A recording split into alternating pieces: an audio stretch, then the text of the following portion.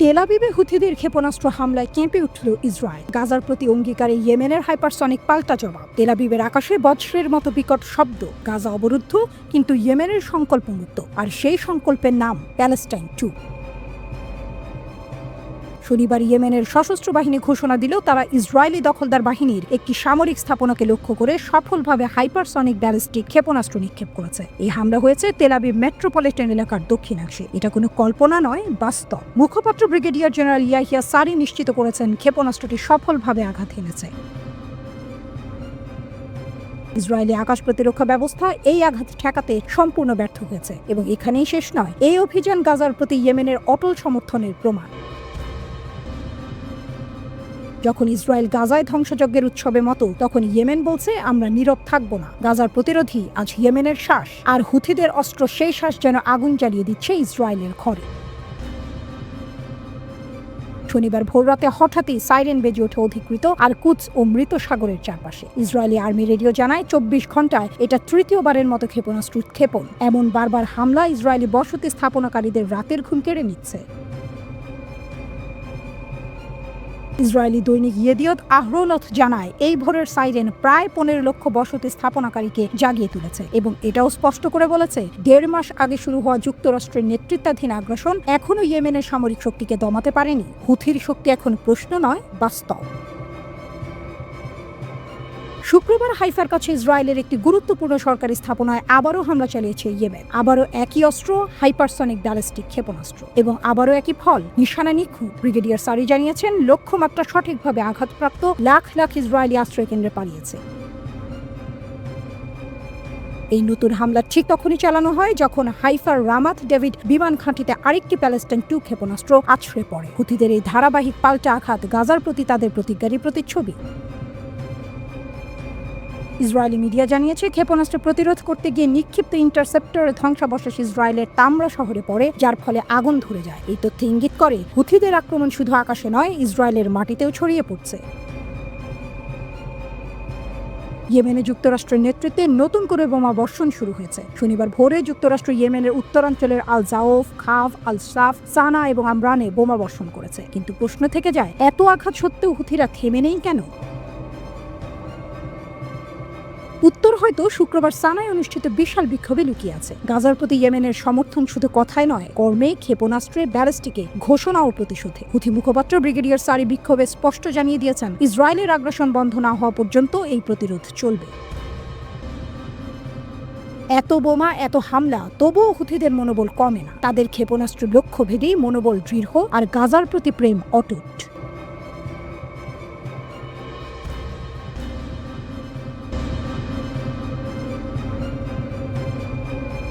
যুদ্ধের দামামা বেজে উঠেছে। আগের মতো আর চুপ করে বসে থাকবে না পাকিস্তান। এবার তারা নিজেরাই ভারতের দিকে সামরিক হামলার হুমকি ছুড়ে দিয়েছে। পাকিস্তানের প্রতিরক্ষা মন্ত্রী খাজা আসিফ বলেছেন, আমরা আর অপেক্ষা করব না। ভারতের হামলার পর পাল্টা জবাব নয়, এবার আগে হামলা চালাবে পাকিস্তান।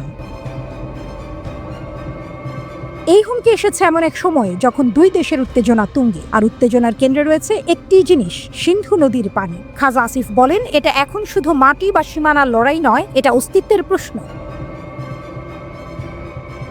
পাকিস্তানের জিও নিউজ চ্যানেলের জনপ্রিয় টকশো নয়া পাকিস্তানে অংশ নিয়ে খাজা আসিফ ভারতকে সরাসরি দোষারোপ করে বলেন, ভারতের আগ্রাসন শুধু গোলাগুলির মধ্যে সীমাবদ্ধ নয়, ওরা পানির প্রবাহ বন্ধ করার মতো ভয়ঙ্কর হামলার পথেও হাঁটছে।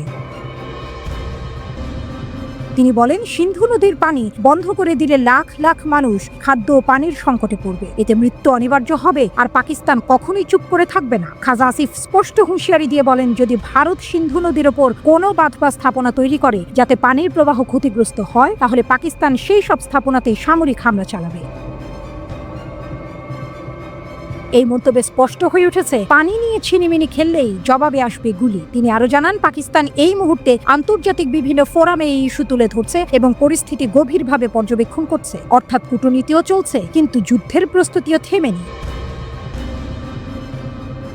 বিশ্ব বহুদিন ধরে পাকিস্তানকে একটি রক্ষণাত্মক দেশ বলেই চিনেছে, কিন্তু এবার দৃশ্যপট পাল্টে গেছে। পাকিস্তান আক্রমণাত্মক ভাষায় কথা বলছে। এই বদলের পেছনে রয়েছে একটি কারণ, সিন্ধু নদীর পানি। পেহেলগাম হামলার ঘটনার পর ভারত পাকিস্তানের দিকে পানি বন্ধের হুমকি দেয়। সেই ঘোষণাকে পাকিস্তান সরাসরি যুদ্ধ ঘোষণার সমতুল্য বলেই মনে করে। তখন তারা বলেছিল আগে হামলা চালাবে না, কিন্তু এখন নিজেদের মুখেই বলছে আগে হামলা করবে। এই ঘোষণার প্রতিধ্বনি পাওয়া গেছে সেনাবাহিনীর মহড়ায়। বৃহস্পতিবার নিয়ন্ত্রণ রেখার কাছে পাকিস্তান সেনাবাহিনী চালায় এক পূর্ণমাত্রার সামরিক মহড়া। এতে আধুনিক অস্ত্রশস্ত্র ও প্রযুক্তি নিয়ে অংশ নেয় দেশের বিভিন্ন ইউনিট। মহড়ায় শুধু পরিকল্পনার অনুশীলন নয়, ছিল সরাসরি গুলির মহড়াও। এতে বোঝা গেল পাকিস্তান এবার শুধু মুখে বলছে না, সত্যিই প্রস্তুত যুদ্ধের জন্য। অন্যদিকে ভারতকে হুঁশিয়ার করে দিয়েছে পাকিস্তানের শীর্ষ সামরিক কর্মকর্তারা। সেনাপ্রধান আসিম মনিরের নেতৃত্বে এক উচ্চ পর্যায়ের কনফারেন্সে তারা প্রস্তুতি দেন। দেশের সার্বভৌমত্ব ও জনগণের সম্মান রক্ষায় আমরা যে কোনো মূল্যে প্রস্তুত। এই প্রতিশ্রুতিতে স্পষ্ট, যুদ্ধ যদি অনিবার্য হয় তবে পাকিস্তান এক চুলও পিছু হটবে না। তারা অস্তিত্বের লড়াইয়ে নিজের জীবন ঢেলে দিতে প্রস্তুত। পাকিস্তান এখন যেন বর্ণময় এক আগুন। এই আগুন জ্বলছে ক্ষোভে, জ্বলছে সংকল্পে। সিন্ধুর পানি যদি বন্ধ হয় দিল্লিতে উঠবে ঝড়। পাকিস্তানের হুঁশিয়ারি এবার আর কথার খেলা নয়, এটা আগুনে মোড়া বার্তা।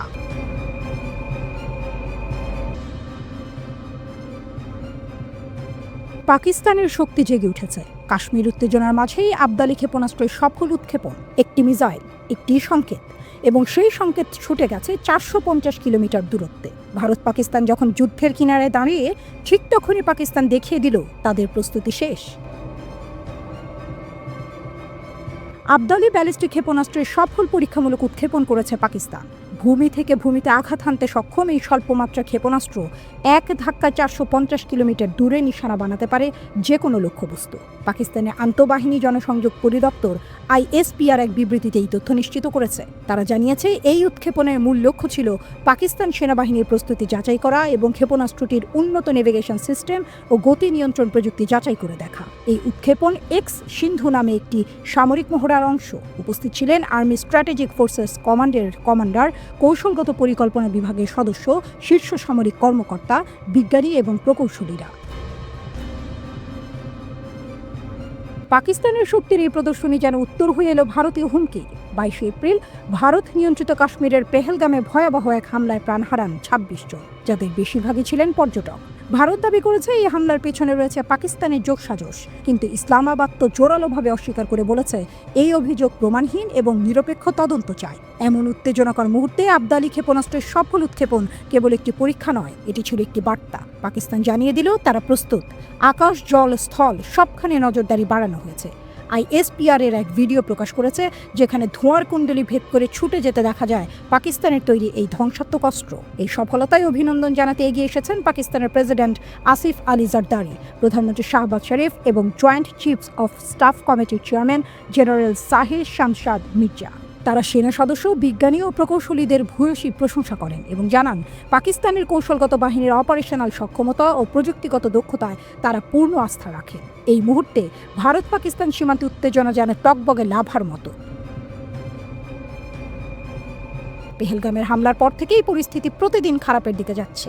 ভারত ইতোমধ্যে পাকিস্তানের সঙ্গে সিন্ধু পানি চুক্তি স্থগিত করেছে, পাকিস্তানের নাগরিকদের ভিসা বাতিল করেছে এবং ওয়াঘা আটারি সীমান্ত বন্ধ করে দিয়েছে। পাকিস্তানে চুপ করে বসে থাকেনি।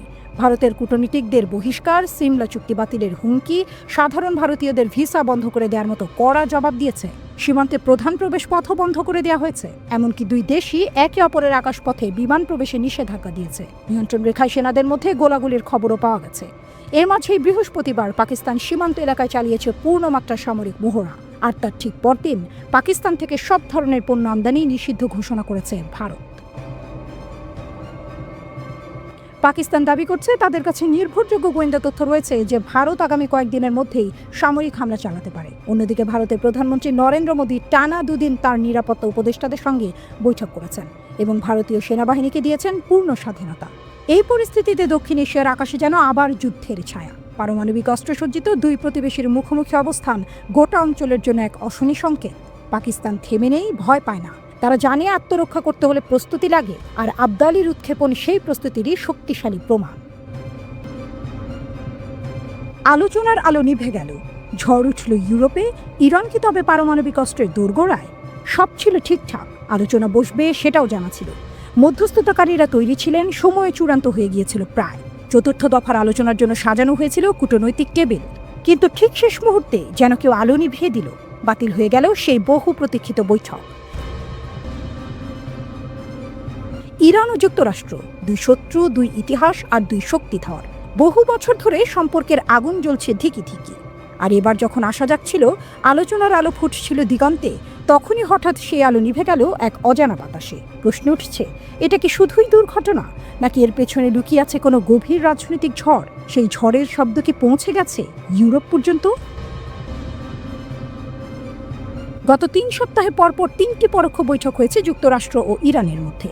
স্থান ওমান ও ইতালি। আলোচনার বিষয়বস্তু ছিল 2টি: যুক্তরাষ্ট্রের নিষেধাজ্ঞা তুলে নেওয়া এবং ইরানের পারমাণবিক কর্মসূচি নিয়ে স্পষ্ট সিদ্ধান্ত। প্রথম, দ্বিতীয় এবং তৃতীয় দফায় দুই পক্ষই সন্তুষ্টি জানিয়েছিল। সবাই বলেছে আলোচনা ছিল গঠনমূলক ও ইতিবাচক। ইরান জানায় চতুর্থ দফার জন্য সব প্রস্তুতি নেওয়া হয়েছে। ওমান, যুক্তরাষ্ট্র ও ইরান 3 পক্ষই ছিল রাজি। তারিখও ঠিক ছিল, এপ্রিলের শেষ সপ্তাহে বসবে বৈঠক। কিন্তু তখনই আসে এক অপ্রত্যাশিত ঘোষণা। কারিগরি ও যৌক্তিক কারণে বৈঠক স্থগিত। এই ঘোষণার পরপরই বদলে গেল পুরো দৃশ্যপট। আলোচনার স্থগিতকরণ নিয়ে যেমন প্রশ্ন উঠেছে, তেমনি ইউরোপে ছড়িয়ে পড়েছে নতুন আতঙ্ক। বিশেষ করে ফ্রান্স দাবি করছে ইরান গোপনে পারমাণবিক অস্ত্র বানানোর পথে অনেক দূরে এগিয়ে গেছে। ফ্রান্সের পররাষ্ট্রমন্ত্রী জান-নোয়েল বাররো সরাসরি বলেন, ইরান এখন পারমাণবিক অস্ত্র তৈরির দোরগোড়ায় দাঁড়িয়ে আছে। যদি এই কর্মসূচি ইউরোপের নিরাপত্তাকে হুমকির মুখে ফেলে, তাহলে আমরা আর এক মুহূর্তও দেরি করব না। আমরা 10 বছর আগের প্রত্যাহার করা সব নিষেধাজ্ঞা আবার ফিরিয়ে আনব। গত 28 এপ্রিল জাতিসংঘ নিরাপত্তা পরিষদের একটি গোপন বৈঠকে ফরাসি পররাষ্ট্রমন্ত্রী বারো বলেন, ইরানের কাছে বর্তমানে 6000 কিলোগ্রামেরও বেশি সমৃদ্ধ ইউরেনিয়াম রয়েছে, যা 2015 সালের পরমাণু চুক্তির নির্ধারিত সীমার প্রায় 30 গুণ বেশি। তিনি সতর্ক করে বলেন, এখন ইরানের ব্রেকআউট টাইম, অর্থাৎ বোমা তৈরি করতে যত সময় লাগে তা 1 বছর আগে কয়েকদিনে নেমে এসেছে। বারো আরও দাবি করেন, ইরানের পারমাণবিক অগ্রগতি শুধু নিজস্ব প্রয়োজনে নয়, বরং তাদের দূরপাল্লার ক্ষেপণাস্ত্র কর্মসূচি ও মধ্যপ্রাচ্যের সশস্ত্র গোষ্ঠীগুলোর প্রতি সমর্থনের অংশ হিসেবেই দেখা হচ্ছে। তবে তিনি জোর দিয়ে বলেন, ইরানের পারমাণবিক সমস্যার কোনো সামরিক সমাধান নেই। কূটনৈতিক পথই একমাত্র বিকল্প, যদি ইরান তা বেছে নেয়। নিষেধাজ্ঞার ব্যাপারে ফ্রান্সের হুমকির জবাব তেহরান থেকে ঝড়ের মতো। ইরানের পররাষ্ট্র মন্ত্রণালয়ের মুখপাত্র ইসমাইল বাঘাই বলেন, ফ্রান্স যা বলেছে তা সম্পূর্ণ ভিত্তিহীন। তারা ইচ্ছাকৃতভাবে সংঘাত তৈরি করতে চাইছে।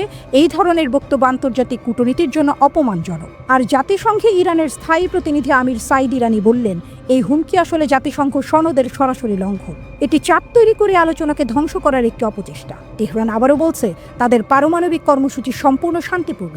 তারা কোনো পারমাণবিক বোমা বানাতে চায় না। কিন্তু পশ্চিম দুনিয়া, বিশেষ করে যুক্তরাষ্ট্র ও ইউরোপ, সেই কথায় ভরসা রাখতে পারছে না। ইরানের পররাষ্ট্রমন্ত্রী আব্বাস আরাকচি জানিয়েছেন, আমরা আলোচনার মাধ্যমে সমস্যার সমাধান চাই। ইউরোপীয় ত্রয়ী, যুক্তরাজ্য, ফ্রান্স ও জার্মানির সঙ্গে আমরা নতুন করে আলোচনার দিনক্ষণ নির্ধারণ করব। আলোচনা বন্ধ, অভিযোগ শুরু, উত্তেজনা বাড়ছে। আলোচনার মঞ্চ ফাঁকা হলেও পর্দার পেছনে চলছে এক অদৃশ্য কূটনৈতিক লড়াই।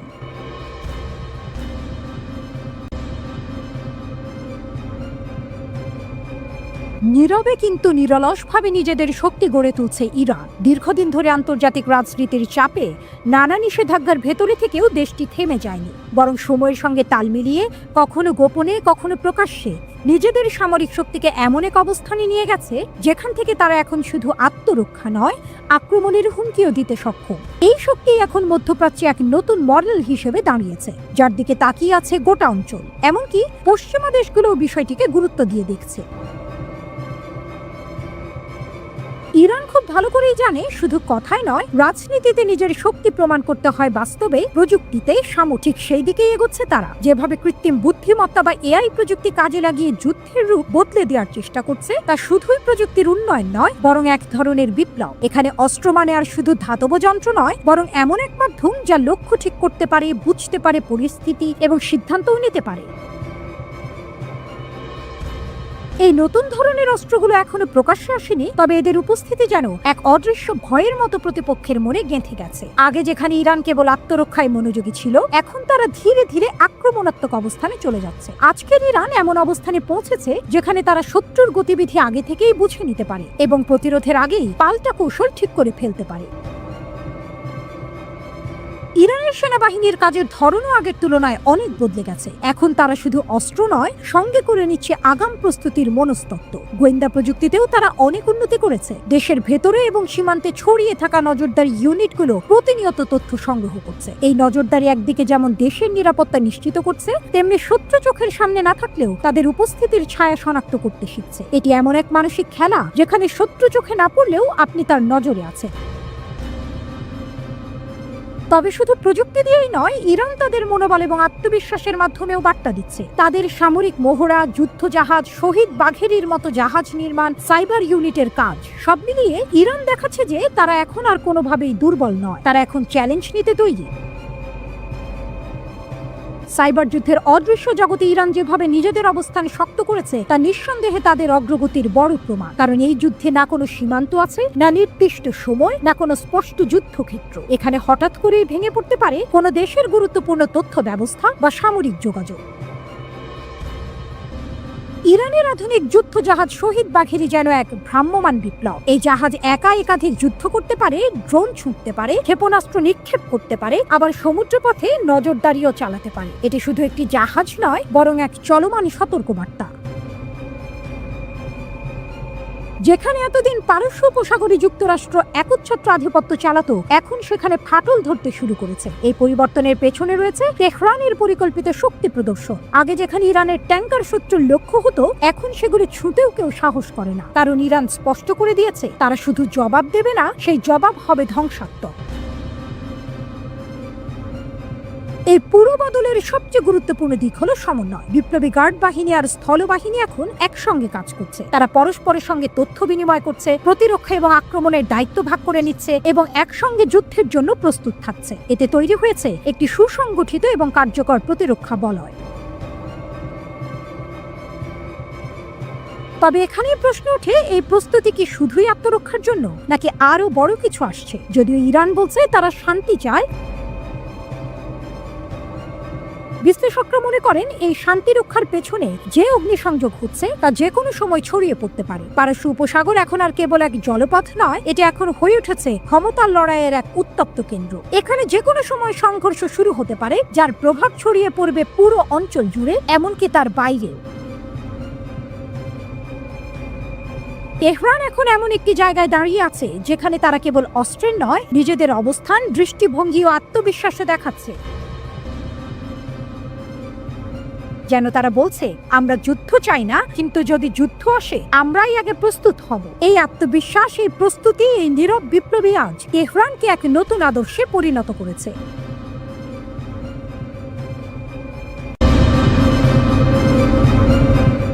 বাঘ শক্তিশালী হলেও মৌমাছির ঝাঁকটাকে পরাস্ত করতে পারে। ইতিহাসের এই সরল সত্যটি যেন বারবার শক্তিশালী রাষ্ট্রগুলোর ঔদ্ধত্যকে চূর্ণ করে দেয়। নেপোলিয়ন বা হিটলারের মতো ক্ষমতাধর শাসকরাও শেষ পর্যন্ত পরাস্ত হয়েছিলেন। বর্তমান প্রেক্ষাপটে ডোনাল্ড ট্রাম্পের ইরানকে ধ্বংস করার হুমকির পরিপ্রেক্ষিতে এই ঐতিহাসিক সত্যটি আরও বেশি প্রাসঙ্গিক হয়ে উঠেছে। প্রশ্ন জাগে, ইরান কি সত্যিই এত সহজে ধ্বংস করা যায়? ইরান প্রাচীন পারস্যের উত্তরাধিকারী, পৃথিবীর অন্যতম প্রাচীন সভ্যতা। ভৌগোলিকভাবে পাকিস্তানের প্রায় দ্বিগুণ এই দেশটি গত 5 শতাব্দী ধরে বহু সাম্রাজ্যের আক্রমণের শিকার হয়েছে। রোমান, আরব, মঙ্গল, তুর্কি, রাশিয়ান, এমনকি ব্রিটিশ শক্তিও ইরান দখলের চেষ্টা করেছে। কিন্তু আশ্চর্যজনকভাবে কেউই ইরানকে সম্পূর্ণরূপে পদানত করতে পারেনি। ইতিহাস সাক্ষী প্রাচীন পারস্য সাম্রাজ্য কতটা শক্তিশালী ছিল। এমনকি সাদ্দাম হোসেনও 8 বছর রক্তক্ষয়ী যুদ্ধ চালিয়েও ইরানকে জয় করতে পারেনি। আজকের দিনে পশ্চিমা বিশ্ব ইরানের ওপর একের পর এক নিষেধাজ্ঞা আরোপ করছে, কিন্তু এত চাপ সত্ত্বেও ইরান পশ্চিমা দেশগুলোর রক্তচক্ষুকে উপেক্ষা করে টিকে আছে। এর কারণ কি শুধুই সামরিক শক্তি, নাকি ইরানের এই স্থিতিশীলতার পেছনে অন্য কোনো রহস্য লুকিয়ে আছে? আসলে ইরানকে জয় করা এত কঠিন হওয়ার পেছনে একাধিক কারণ বিদ্যমান। এর মধ্যে সবচেয়ে গুরুত্বপূর্ণ হলো দেশটির ভৌগোলিক অবস্থান। ইরানের দক্ষিণ ও পশ্চিম সীমান্ত জুড়ে বিস্তৃত জাগ্রস পর্বতশ্রেণী প্রায় 1600 কিলোমিটার দীর্ঘ। এটি উপকূল রেখা থেকে শুরু করে ইরাক ও তুরস্ক পর্যন্ত বিস্তৃত এবং ইরানের জন্য এক দুর্ভেদ্য প্রাকৃতিক প্রাচীর হিসেবে কাজ করে। এই পুরো পার্বত্য এলাকা পাথুরে এবং সহজে অতিক্রম করা যায় না। কৌশলগতভাবে গুরুত্বপূর্ণ বিষয় হলো এই পর্বতশ্রেণীর পাদদেশে অবস্থিত খোজেস্তান প্রদেশ ইরানের বৃহত্তম তেল ভাণ্ডার। 1979 সালের ইসলামিক বিপ্লবের সুযোগ নিয়ে 1980 সালে সাদ্দাম হোসেন ইরান আক্রমণ করেছিলেন। তার পরিকল্পনা ছিল প্রথমে খোজেস্তানের তেল ক্ষেত্র দখল করে ধীরে ধীরে ইরানের অভ্যন্তরে প্রবেশ করে অন্যান্য শহরগুলো দখল করা এবং শেষ পর্যন্ত ইসলামিক বিপ্লবকে নস্যাৎ করা। কারণ সেই সময় ইরানের আয়াতুল্লাহ খোমেনি অন্যান্য আরব দেশগুলোতেও ইসলামিক বিপ্লবের আহ্বান জানিয়েছিলেন, যা সেখানকার রাজতান্ত্রিক শাসনের জন্য হুমকি স্বরূপ ছিল। এমনকি আরব দেশগুলো ছাড়াও ব্রিটেন ও আমেরিকা ইরানের বিরুদ্ধে যুদ্ধে সাদ্দামকে সমর্থন জুগিয়েছিল। যুদ্ধের শুরুতে সাদ্দাম হোসেন ইরানের অবকাঠামো ধ্বংসের উদ্দেশ্যে ব্যাপক বোমা বর্ষণ করেন, কিন্তু একটি দেশকে দখল করতে সামরিক অভিযানের বিকল্প নেই। প্রথম 2 বছরে ইরাকি বাহিনী ইরানের পশ্চিমাঞ্চল সহ খোজেস্তান দখল করতে সক্ষম হয়েছিল, কারণ বাগদাদ থেকে ইরাকি সেনাদের কাছে সহজে রসদ সরবরাহ করা যাচ্ছিল। কিন্তু ইরানের অভ্যন্তরে প্রবেশ করতে গিয়ে তারা বাধার সম্মুখীন হয়। সেই দুর্ভেদ্য বাধা ছিল জাগ্রস পর্বত শ্রেণী। ইরাকি সেনারা বহু চেষ্টা করে এই পাহাড় অতিক্রম করে ইরানে প্রবেশ করতে ব্যর্থ হয়। উল্টো ইরানি সেনাবাহিনী পাল্টা আক্রমণ চালিয়ে ইরাকের অভ্যন্তরে প্রবেশ করে। তবে এখানে ইরান একটি ভিন্ন সমস্যার সম্মুখীন হয়। ইরানের প্রধান ডিপো ও শহরগুলো জাগ্রস পর্বতের বিপরীত দিকে অবস্থিত হওয়ায় সেনাদের কাছে সময় মতো রসদ সরবরাহ করা কঠিন হয়ে পড়ে। এই কারণেই প্রায় 8 বছর ধরে চলা এই রক্তক্ষয়ী যুদ্ধের কোনো সুস্পষ্ট ফলাফল আসেনি। কোনো দেশই নিজেদের সীমান্ত 1 ইঞ্চিও পরিবর্তন করতে পারেনি। সুতরাং ডোনাল্ড ট্রাম্পের বোমাবর্ষণের হুমকি ইরানের জন্য সাময়িক ক্ষতির কারণ হতে পারে, কিন্তু শুধুমাত্র বিমান হামলা চালিয়ে ইরানকে দখল করা বা সেখানকার সরকারকে পরিবর্তন করা কার্যত অসম্ভব। পশ্চিম দিকের দুর্ভেদ্য প্রাচীরের পাশাপাশি ইরানের উত্তর দিকে রয়েছে ক্যাস্পিয়ান সাগর। এই সাগর পেরিয়ে ইরানে প্রবেশ করতে হলে আল-বোর্জ পর্বতশ্রেণীর মুখোমুখি হতে হবে। জাগ্রস পর্বতমালার মতোই এই পর্বতশ্রেণী উত্তর দিক থেকে ইরানকে সুরক্ষা প্রদান করে। ইরানের শক্তির আরেকটি গুরুত্বপূর্ণ দিক হলো এর বহুত্ববাদী জাতিতত্ত্ব। যদিও কোনো দেশের জন্য জাতিতত্ত্ব বৈচিত্র্য মাঝে মাঝে দুর্বলতার কারণ হতে পারে, ইরান অত্যন্ত দক্ষতার সাথে এটিকে নিজেদের অস্ত্রে পরিণত করেছে। ইরানের প্রায় 9 কোটি জনসংখ্যার মধ্যে 62% পার্সিয়ান, 16% এজেরি, 10% কুর্দ এবং বাকি 12% বেলুচ, আরব ও তুর্কি রয়েছে। এই বিভিন্ন জাতিগোষ্ঠীর নিজস্ব স্বতন্ত্র জাতিগত পরিচয় রয়েছে এবং কারো কারো মধ্যে বিচ্ছিন্নতাবাদী আকাঙ্ক্ষাও বিদ্যমান। উদাহরণস্বরূপ, পাকিস্তান ও ইরানের বেলুচরা একত্রিত হয়ে বেলুচিস্তান নামক একটি স্বাধীন রাষ্ট্র গঠনের স্বপ্ন দেখে। তেমনি ইরান ও ইরাকের কুর্দ জনগোষ্ঠী কুর্দিস্তান নামে একটি আলাদা রাষ্ট্র প্রতিষ্ঠার আকাঙ্ক্ষা পোষণ করে। তবে ইরান একটি সুকৌশলপূর্ণ পদ্ধতির মাধ্যমে এই বিভেদকে নিয়ন্ত্রণে রেখেছে। দেশটির ধর্মীয় নেতারা এই বিভিন্ন জাতিগোষ্ঠীকে ঐক্যবদ্ধ রেখেছেন। ভবিষ্যতে কোনো দেশ ইরান আক্রমণ করলে আয়াতুল্লাহ খুব সহজেই এই বিভিন্ন জাতিগোষ্ঠীকে ঐক্যবদ্ধ করতে সক্ষম হবেন। এবার আসা যাক ইরানের সবচেয়ে গুরুত্বপূর্ণ হাতিয়ার সামরিক শক্তির প্রসঙ্গে। 1979 সালের ইসলামিক বিপ্লবের আগে ইরান একটি উদারপন্থী দেশ ছিল এবং আমেরিকার গুরুত্বপূর্ণ মিত্র হিসেবে পরিচিত ছিল। ইরান ও আমেরিকার সম্পর্ক এতটাই ঘনিষ্ঠ ছিল যে আমেরিকা ইরানকে সামরিক জেট সরবরাহ করত। আজও ইরান 1970-এর দশকের বেশ কিছু আমেরিকান ফাইটার জেট ও হেলিকপ্টার ব্যবহার করে। তবে সাদ্দাম হোসেনের আক্রমণ ইরানের চোখ খুলে দেয়। দেশটি বুঝতে পারে ভবিষ্যতে কোনো যুদ্ধ হলে আরব দেশগুলো তাদের সাহায্য করবে না। এই উপলব্ধি থেকেই ইরান নিজস্ব মিসাইল সিস্টেম গড়ে তুলেছে এবং বর্তমানে মধ্যপ্রাচ্যের অন্যতম শক্তিশালী সামরিক শক্তিতে পরিণত হয়েছে। ইরানের সামরিক বাহিনীকে মূলত 2টি অংশে ভাগ করা যায়: ইরানিয়ান আর্মড ফোর্স, যা দেশের প্রতিরক্ষা বাহিনী এবং এর অধীনে রয়েছে সেনাবাহিনী, নৌবাহিনী ও বিমান বাহিনী। আরেকটি গুরুত্বপূর্ণ অংশ হলো Islamic Revolutionary Guard Corps IRGC, যা ইরানের সবচেয়ে শক্তিশালী ও স্বাধীন সামরিক বাহিনী। দেশের অভ্যন্তরে সরকার বিরোধী বিদ্রোহ বা কোনো প্রদেশের বিচ্ছিন্নতাবাদী আন্দোলনের দমনের জন্য IRGC-কে ব্যবহার করা হয়। ইরানের সক্রিয় সৈন্য সংখ্যা প্রায় 5,70,000 এবং তাদের প্রায় 3.5 লক্ষের বেশি রিজার্ভ ফোর্স রয়েছে। এছাড়াও তাদের কাছে 4000-এর বেশি ট্যাঙ্ক ও সাঁজোয়া যান রয়েছে, যার মধ্যে উল্লেখযোগ্য হল Russian T-72, Iranian Zulfikar tank এবং শক্তিশালী মাল্টিপল রকেট লঞ্চার। ইরানের সবচেয়ে শক্তিশালী অস্ত্রের মধ্যে অন্যতম হল ব্যালিস্টিক ও ক্রুজ মিসাইল। দেশটির দীর্ঘ পাল্লার সাহাব-3 মিসাইলের পাল্লা প্রায় 2000 কিলোমিটার, যা ইসরায়েল ও আমেরিকার ঘাঁটিগুলোতে আঘাত হানতে সক্ষম। এছাড়াও সিজিল-2 নামক মিসাইলের পাল্লা প্রায় 2500 কিলোমিটার। ইরানের ড্রোন প্রযুক্তি ও অন্যান্য আরব দেশগুলোর তুলনায় অনেক উন্নত। শাহেদ 136 নামক কামিকাজি ড্রোন ইউক্রেন যুদ্ধে রাশিয়ার ব্যবহারেও দেখা গেছে। ইরানের কাছে আরও বেশ কিছু অত্যাধুনিক কামিকাজি ড্রোন রয়েছে। ফাইটার জেটের ক্ষেত্রে ইরান সম্প্রতি রাশিয়ার কাছ থেকে Su-35 যুদ্ধবিমান কিনেছে।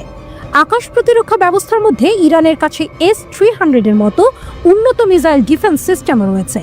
দেশটির নৌবাহিনীও যথেষ্ট শক্তিশালী এবং কাস্পিয়ান সাগর থেকে শুরু করে ওমান উপসাগর ও পারস্য উপসাগরে ইরানের নৌবাহিনীর শক্তিশালী উপস্থিতি সবসময় বিদ্যমান। ইরানের সামরিক শক্তির বাইরেও দেশটির কৌশলগত অবস্থান অত্যন্ত গুরুত্বপূর্ণ।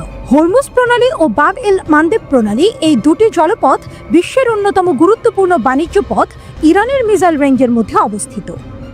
আজকের দিনে ইরানের উপর কোনো রকম আক্রমণ হলে ইরান সম্ভবত এই দুটি জলপথ বন্ধ করে দিয়ে বিশ্ব বাণিজ্যকে থমকে দিতে পারে। ইরানের আরেকটি গুরুত্বপূর্ণ কৌশল হল এক্সেস অফ রেজিস্ট্যান্স। ইসলামিক বিপ্লবের পর ইরান বুঝতে পেরেছিল টিকে থাকতে হলে তাদের আদর্শ বাইরের দেশগুলোতেও ছড়িয়ে দিতে হবে, কারণ ইরান ও তার প্রধান শত্রু ইসরায়েলের মধ্যবর্তী দেশগুলো ছিল আরব রাষ্ট্র এবং এরা একসময় ইরানের বিরুদ্ধে যুদ্ধে সাদ্দাম হোসেনকে সাহায্য করেছিল। তাই ইসরায়েল ও ওই আরব দেশগুলোকে মোকাবেলা করার জন্য ইরান এমন একটি পরিকল্পনা গ্রহণ করে যার মাধ্যমে তারা তাদের শত্রুদের ক্রমাগত হুমকির মুখে রাখতে পারে।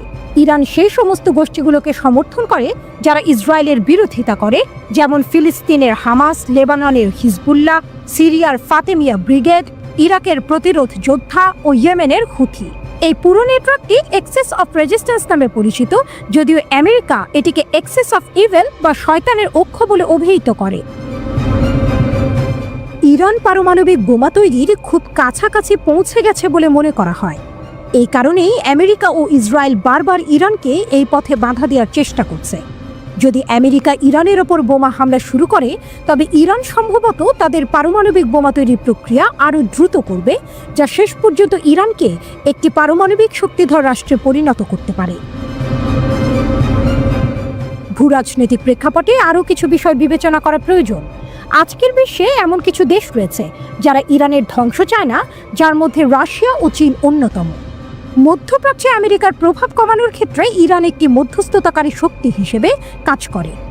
তাই ভবিষ্যতে ইরানের ওপর আক্রমণ হলে রাশিয়া, চীন, এমনকি উত্তর কোরিয়াও ইরানকে সাহায্য করতে পারে। এমনকি ভারতের জন্যও ইরানের শান্তি বজায় থাকা অত্যন্ত জরুরি। ভারত ভবিষ্যতে ইউরোপ ও ভারতের মধ্যে একটি অর্থনৈতিক করিডোর তৈরি করতে চায় এবং সেই করিডোরের বাণিজ্য পথ ইরানের ওপর দিয়েই যাবে। এছাড়াও ভারত ইরানের চাবাহার বন্দরে বিপুল পরিমাণ অর্থ বিনিয়োগ করেছে। ভবিষ্যতে ভারত ইরান থেকে সস্তা তেল কিনতে আগ্রহী, যা ভারতীয় অর্থনীতিতে সহায়ক হবে। ভৌগোলিক অবস্থান, প্রক্সি যুদ্ধ এবং সামরিক শক্তির দিক থেকে ইরান নিঃসন্দেহে একটি শক্তিশালী দেশ, কিন্তু যুদ্ধের ময়দান সবসময় অপ্রত্যাশিত। তাবড় সামরিক জেনারেলদের পরিকল্পনা ও প্রকৃত যুদ্ধে ব্যর্থ হতে দেখা যায়। আজ আমেরিকা ইরানের ওপর বোমা বর্ষণ করলে ইরান তার কতটা জবাব দিতে পারবে বা তাদের অর্থনীতি কতটা ভেঙে পড়বে তা অনুমান করা কঠিন। রাশিয়া যখন ইউক্রেন আক্রমণ করেছিল, তখন অনেকেই ভেবেছিল এই যুদ্ধ দীর্ঘস্থায়ী হবে না। 3 বছর পরেও সেই যুদ্ধ চলছে। এমনকি আমেরিকা ও ভিয়েতনাম ও আফগানিস্তানে পরাজয়ের শিকার হয়েছে। সাদ্দাম হোসেন কেন ইরানের উপর আক্রমণ করেছিলেন, সেই ইতিহাসও আমাদের মনে রাখা প্রয়োজন। সুতরাং ডোনাল্ড ট্রাম্পের হুমকি সত্ত্বেও ইরানকে ধ্বংস করা সহজ হবে না। দেশটির ভৌগোলিক বৈশিষ্ট্য, শক্তিশালী সামরিক বাহিনী এবং আঞ্চলিক মিত্রদের সমর্থন ইরানকে একটি কঠিন প্রতিপক্ষ হিসেবে প্রতিষ্ঠিত করেছে। শেষ পর্যন্ত কী ঘটবে তা সময় বলবে, তবে ইরানের দীর্ঘ ও কঠিন ইতিহাস প্রমাণ করে এই প্রাচীন সভ্যতা সহজে নতি স্বীকার করার পাত্র নয়।